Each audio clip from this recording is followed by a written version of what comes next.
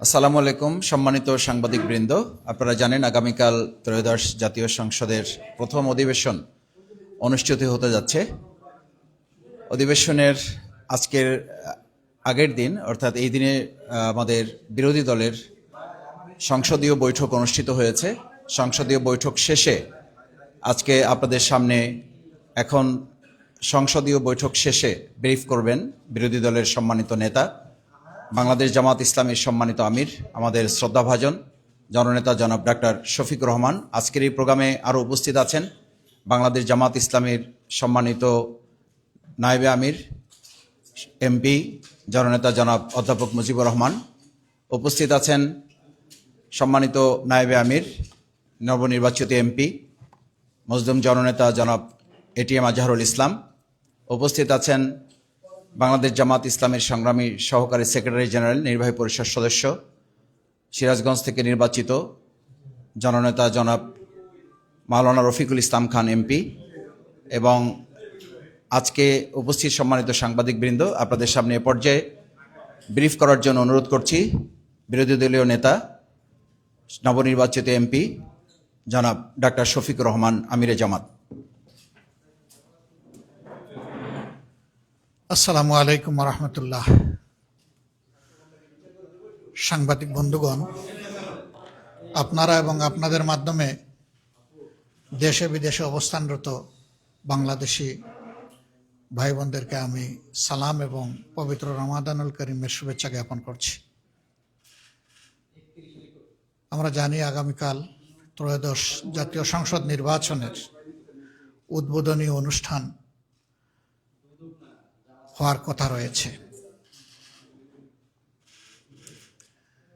এ উপলক্ষে আজকে আমরা বিরোধী দলের সমস্ত সংসদ সদস্যরা বসেছিলাম জাতির প্রত্যাশা পূরণে।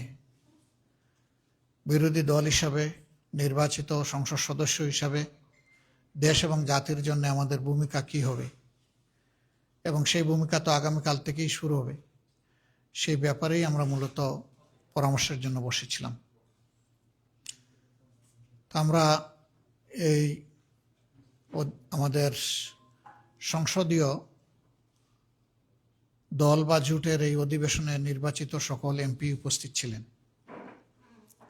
খোলামেলা আমরা কথা বলেছি, মতামত নিয়েছি, পরামর্শ নিয়েছি। আমরা চাই জাতীয় সংসদ দেশ এবং জনগণের প্রত্যাশা পূরণে কার্যকর বা অর্থবহ ভূমিকা পালন করুক। ইতিমধ্যেই আমরা ঘোষণা করেছি বিরোধী দল হিসাবে আমরা একটা দায়িত্বশীল বিরোধী দলের ভূমিকা পালন করতে চাই। সকল ব্যাপারে বিরোধিতা নয়, আবার না বুঝেও কোনো সহযোগিতা নয়। দেশ এবং জাতির কল্যাণে সরকারি দলের গৃহীত সকল সিদ্ধান্ত এবং পদক্ষেপে আমাদের সমর্থন থাকবে, সহযোগিতা থাকবে। কিন্তু দেশ এবং জাতির ক্ষতি হয় এমন কোনো সিদ্ধান্ত কিংবা পদক্ষেপ নিলে আমরা আমাদের দায়িত্ব সেভাবেই পালন করব। প্রথমে আমরা ভুল করলে ভুল ধরিয়ে দেব, সংশোধনের সুযোগ দেব, পরামর্শ দিব। যদি দেখি পরামর্শে কাজ হচ্ছে না, প্রতিবাদ করব। প্রতিবাদে যদি কাজ না হয় তাহলে জনগণের অধিকারের পক্ষে আমরা শক্ত হয়ে দাঁড়াবো। তা আমরা চাই যে প্রথমটাই কাজ হোক, দ্বিতীয়, তৃতীয়টার, চতুর্থটার কোনো প্রয়োগের প্রয়োজন যেন না হয়। এটা সম্পূর্ণভাবে নির্ভর করবে সরকারের সদিচ্ছার উপর। যেহেতু তারা সংসদে সংখ্যাগরিষ্ঠ, তারা যদি সংখ্যাগরিষ্ঠতার বলে কোনো কিছু করতে চান পারবেন। কিন্তু যদি আলাপ আলোচনার মাধ্যমে যৌক্তিক বিষয়গুলোকে বিবেচনায় নিয়ে সিদ্ধান্ত গ্রহণ করেন তাহলে সেটা হবে জাতির জন্য উত্তম। এই সংসদটা হঠাৎ করে এইভাবে হয়নি, একটা বিশেষ প্রেক্ষাপটে হয়েছে। বাংলাদেশের প্রথম জাতীয় সংসদ তার মেয়াদ পূর্ণ করতে পারেনি, দ্বিতীয়টা পারেনি, তৃতীয়টা পারেনি, চতুর্থটা পারেনি। 91 সালে গঠিত সংসদই তার মেয়াদ প্রথম পূর্ণ করে বাংলাদেশের স্বাধীনতার পর। 96 সালে দ্বিতীয় সুযোগ, 2001 সালে তৃতীয় সুযোগ এবং 2008 সালে যেটা হয়েছিল সেটাও পূর্ণমেয়াদ পূর্ণ করেছিল। বাকি যেগুলা হয়েছে সেগুলাকে জনগণ হিসাবে দেখে না, মানে না, এর কোনো নৈতিক বৈধতা ছিল না। এরপরে এই নির্বাচন তো 26 হওয়ার কথা ছিল না। সংবিধান মানলে এই নির্বাচন হবে 29। 26 হয়েছে 24-এর কারণে। 24-এর সীমাহীন ত্যাগ এবং তিতিক্ষার উপর অসংখ্য জীবনের বিনিময়ে, অসংখ্য আহত পঙ্গুত্ব বরণ করার বিনিময়ে এবং টানা 15.5 বৎসর বিপুল সংখ্যক মানুষের জীবনদান,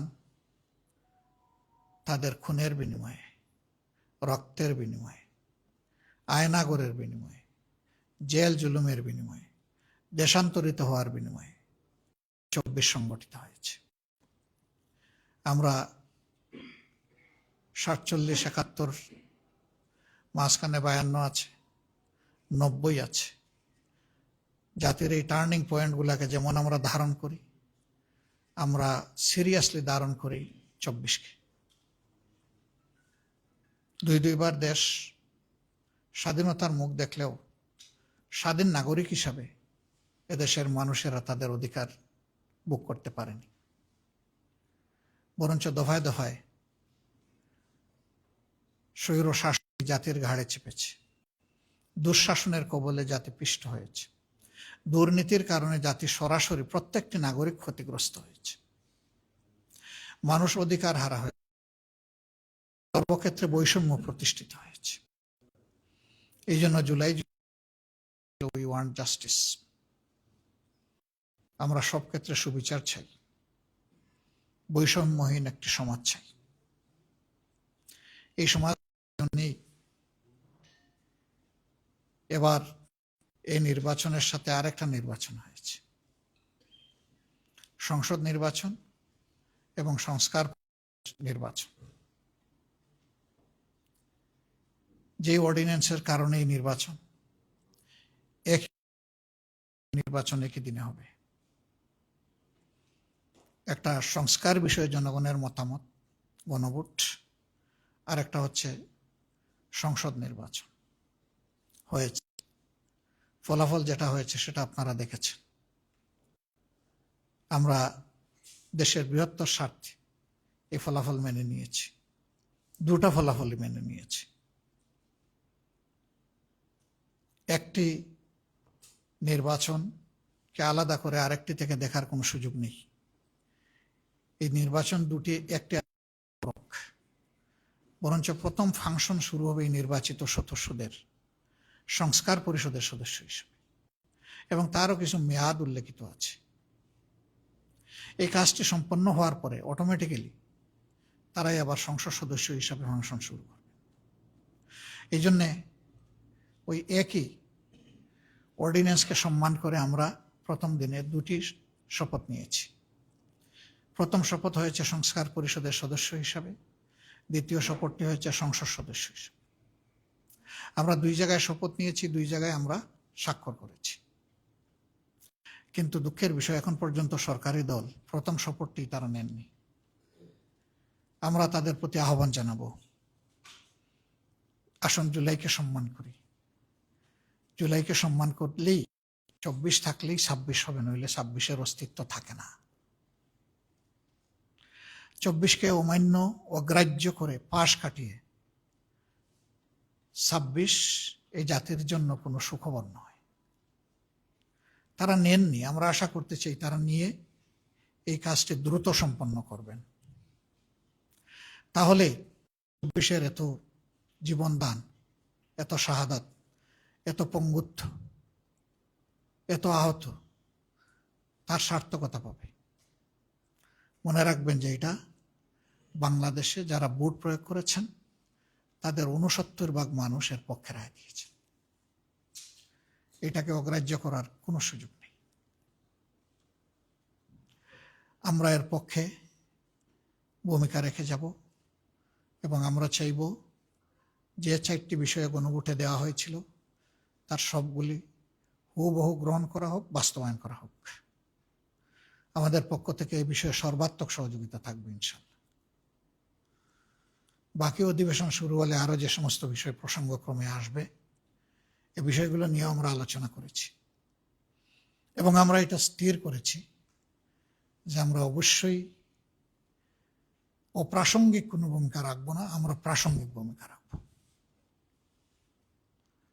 আমরা আগেই বলেছি বিরোধিতার জন্য বিরোধিতা নয়, সহযোগিতা করতে হলে সেটা দেশ এবং মানুষের জন্য, আর বিরোধিতাও করতে হলে দেশ এবং মানুষের অধিকারের জন্য। এ লড়াই ইনশাআল্লাহ আমরা সংসদে করব, প্রয়োজনে এই লড়াই রাজপথেও হবে। এটা গণতন্ত্রের সৌন্দর্য। আমরা এই সমস্ত বিষয় নিয়ে হুটহাট করে আদালতে যাওয়াটা আমরা সহজে দেখব না, কিন্তু একান্ত বাধ্য না হলে। আমরা যদি একান্ত বাধ্য হই তাহলে হয়তো আমরা আদালতের আশ্রয় নিতে পারি কোনো কোনো বিষয়ে। তা আমরা প্রথমে এগুলা প্রেডিক্ট করতে চাই না। প্রথমে চাই যে সকল ব্যাপারে সংসদের যিনি অভিভাবক, যিনি সভাপতিত্ব করবেন, স্পিকার মহোদয় ইনসাফ করবেন, বিরোধী দলকে যথেষ্ট সুযোগ দেবেন। তাহলে গণতন্ত্রের সৌন্দর্য শুধু ফুটে উঠবে না, গণতন্ত্র টেকসই হবে। যে গণতন্ত্রটা এখনো বাংলাদেশ পায়নি, আমরা প্রত্যাশা করতে চাই এই ত্রয়োদশ সংসদের মাধ্যমে সেটা যেন বাংলাদেশ পায়। আপনাদের সহযোগিতা অব্যাহতভাবে আমরা কামনা করি এবং আমরা যাতে একটি দায়িত্বশীল বিরোধী দল হিসাবে 11 দলের নির্বাচিত সংসদ সদস্যরা আমরা দায়িত্ব পালন করতে পারি। আপনারা দোয়া করবেন, সহযোগিতা করবেন। আমরা দেশবাসীকে আরেকবার কৃতজ্ঞতা জানাই। তাদের রায়ের যেটুকুই প্রতিফলন হয়েছে, তারা আমাদের বক্তব্যকে ধারণ করে সমর্থন করে আমাদেরকে যতটুকুই নির্বাচিত করেছেন, ভোট দিয়েছেন, আমরা সকলের কাছে কৃতজ্ঞ। এবং এখানে আমরা আলাদাও করতে চাই না। এই নির্বাচনে সার্বিকভাবে অংশগ্রহণের জন্য আমরা দেশবাসীকে আন্তরিক অভিনন্দন এবং মোবারকবাদ জানাতে চাই। দেশের বাইরে যারা আছেন তারা আমাদের আত্মার অংশ। জুলাই পরিবর্তন, 71-এর মুক্তিযুদ্ধ, 90-এর গণ আন্দোলন, সকল ক্ষেত্রেই তাদের আন্তরিক সম্পৃক্ততা ছিল। বিশেষ করে জুলাইয়ের উত্তাল দিনগুলোতে শুধু বাংলাদেশ উত্তাল ছিল না, প্রবাসীরা যে যেখানে ছিলেন দুনিয়ার, তারা সম্পৃক্ত হয়ে গিয়েছিলেন, রেমিটেন্স বন্ধ করে দিয়েছিলেন। রাস্তায় বিভিন্ন দেশ আছে যেখানে নেমে মিছিল করা যায় না, তারা এগুলা ভুলে গিয়ে দেশের পক্ষে মিছিল করেছেন, কারাগারে নিক্ষেপ হয়েছেন, তাদের উপর শাস্তি আরোপ করা হয়েছে। আমরা তাদের ভূমিকাগুলোকে শ্রদ্ধার সাথে স্মরণ করি। আবার অনেকে তারা মিডিয়ার মাধ্যমে, লেখনের মাধ্যমে শক্তিশালী ভূমিকা পালন করেছে। তাদের সবাইকে আমরা কৃতজ্ঞতা জানাই, ধন্যবাদ জানাই। এবং একই সাথে বাংলাদেশের রাজনীতির মূল ধারায় আমাদের প্রবাসী ভাই বোনেরাও যাতে সম্পৃক্ত হতে পারেন, তার প্রথম পদক্ষেপ হিসাবে আপনারা জানেন আমরাই দাবি তুলেছিলাম যে প্রবাসীদের ভোটাধিকার নিশ্চিত করতে হবে। সেটা হয়েছে, বহুলাংশে হয়েছে, পুরাপুরি না হলেও এই শুভ কাজটার সূচনা হয়েছে। আগামীতে এটা আরো বিকশিত হবে আমরা আশা করি। আমরা এই একটা দাবি জোরালোভাবে বলেছিলাম, কারণ আমরা বিশ্বাস করি তাদের এই দাবিটা আদায় হলে, অধিকার প্রতিষ্ঠিত হলে, বাকি অধিকারগুলো, দাবিগুলো আদায় করা তাদের জন্য সহজ হবে। আমরা তাদেরকে সম্মান করি, আমরা রেমিটেন্স যোদ্ধা বলি, কিন্তু আমরা বীরদেরকে এখনো বীরোচিত সম্মান দিতে পারিনি। এই জন্য প্রবাসী ভাই বোনদের সকল ক্ষেত্রে তাদের ন্যায্য পাওনা যাতে নিশ্চিত হয়, এই সংসদের মাধ্যমে আমরা সেই লড়াই চালিয়ে যাব। তারা বহু ক্ষেত্রে বঞ্চিত, বিড়ম্বিত এবং ক্ষেত্র বিশেষে তারা নিগৃহীত। এই জায়গাগুলো অবশ্যই আমাদের দেখতে হবে। আমরা সরকারকে ধন্যবাদ জানাই। আমরা বলেছিলাম, সবার আগে আমরাই বলেছিলাম ইলেকশনের সময় যে আমরা নির্বাচিত হয়ে সরকার গঠন করার সুযোগ পেলে বিদেশে আমাদের কোনো প্রবাসী ভাই বোন ইন্তেকালের পরে তার পরিবার এবং তিনি যদি ওসিয়ত করে যান যে তার দাফনটা বাংলাদেশে হবে, তাহলে তাদের লাশ সরকারি খরচে শ্রদ্ধা এবং সম্মানের সাথে বহন করে নিয়ে আসা হবে। ইতিমধ্যে সরকারের প্রবাসী কল্যাণ মন্ত্রণালয় ঘোষণা দিয়েছে, এটা তারা বাস্তবায়ন করবে। আমরা তাদেরকে অভিনন্দন এবং সাধুবাদ জানাই। আমরা যে দাবিগুলা করেছি তারা যদি সেই দাবিগুলা বাস্তবায়ন করেন, আমরা এইভাবেই তাদেরকে অভিনন্দন জানাতে থাকবো, কোনো সমস্যা নাই। কারণ আমরা দেশের মানুষের কল্যাণ চাই, আমরা প্রিয় দেশের ভালো চাই। যে কাজ আমরা করতাম সেই কাজ তারা করলে অভিনন্দিত হবেন। আরও নতুন নতুন কাজ আমরা খুঁজে বের করব এবং সবাই মিলে এই দেশ এবং সমাজটাকে সুন্দর করব। আমরা আশা করব দুর্নীতি আর দুঃশাসনের করাল গ্রাসে বাংলাদেশ নতুন করে আর পড়বে না। যদিও দুর্নীতি এখনো আমাদের সমাজের রন্ধ্রে রন্ধ্রে প্রবাহিত হচ্ছে, আমরা সবাই জানি। ইতিমধ্যে সরকারের বেশ কিছু পদক্ষেপ জনগণের কাছে গ্রহণযোগ্য হয়নি। আমরা আশা রাখব জনপ্রত্যাশা সামনে রেখে, বিশেষ করে জুলাইয়ের আকাঙ্ক্ষাকে ধারণ করে সরকার তার কার্যক্রম গ্রহণ করবে যা জাতি এবং দেশকে উপকৃত করবে। আমরা এর পক্ষে আমাদের অবস্থান স্পষ্ট এবং আমরা এই অবস্থান অব্যাহত রাখব। সবাই মিলেই আমরা আগামীর একটি নিরাপদ, একটি মানবিক, দুর্নীতি এবং দুঃশাসন মুক্ত বাংলাদেশ গড়ব ইনশাআল্লাহ। আল্লাহ আমাদেরকে তৌফিক দান করুন। আরেকবার আপনাদেরকে পবিত্র রমজানুল কারীমের অভিনন্দন জানিয়ে আমরা এখানেই শেষ করছি।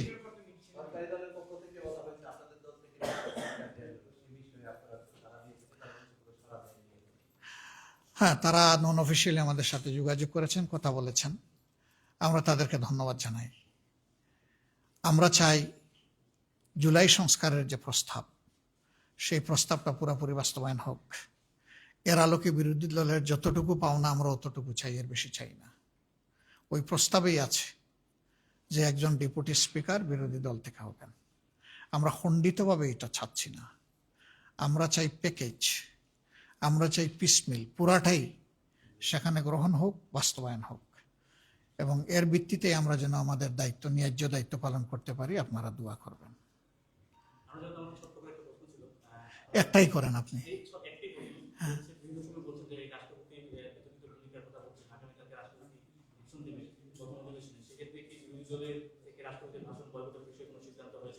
হ্যাঁ, আমরা অনেক আলাপ আলোচনা করেছি এই ব্যাপারে এবং কালকে আমাদের ভূমিকা দৃশ্যমান আপনারা দেখবেন। যেমন সূর্য উঠবে তেমন ভাষণ শুনবেন এবং আমাদের ভূমিকাও দেখবেন। ধন্যবাদ সবাইকে। আসসালামু আলাইকুম।